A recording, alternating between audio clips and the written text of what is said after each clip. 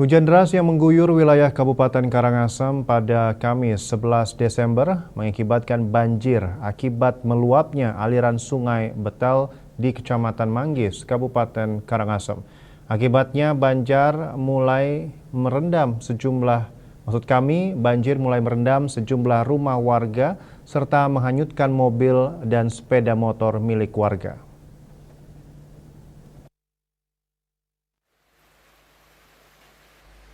Hujan deras mengguyur wilayah Kabupaten Karangasem pada Kamis 11 Desember 2025 kemarin, mengakibatkan banjir akibat meluapnya aliran sungai Betel di Kecamatan Manggis, Kabupaten Karangasem.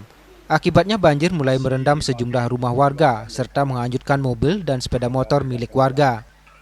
Camat Manggis Iputu Eka Tirtana mengungkapkan kalau aliran air di sungai Betel cukup besar.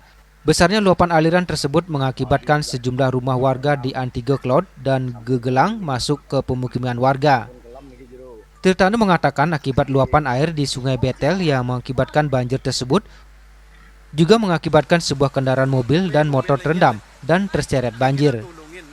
Dirinya menjelaskan selain itu pihaknya juga menghimbau satu keluarga di Abian Canang untuk mengungsi ke rumah kerabat atau saudara yang lebih aman karena potensi tanah longsor.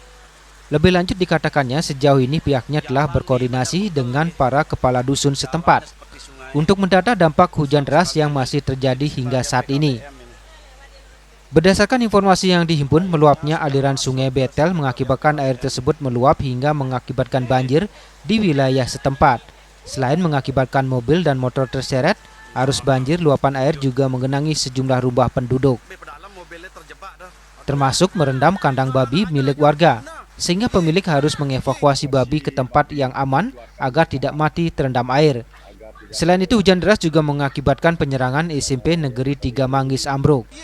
Sementara itu, Kepala Pelaksana Kalaksa BPBD Karangasem Ide Bagus Ketut Arimbawo mengatakan saat ini personil sedang dalam perjalanan untuk menuju ke lokasi kejadian. Pihaknya juga terus berkoordinasi dengan pihak kecamatan dan desa untuk siaga dengan adanya hujan deras tersebut. Tim Liputan Bali TV melaporkan.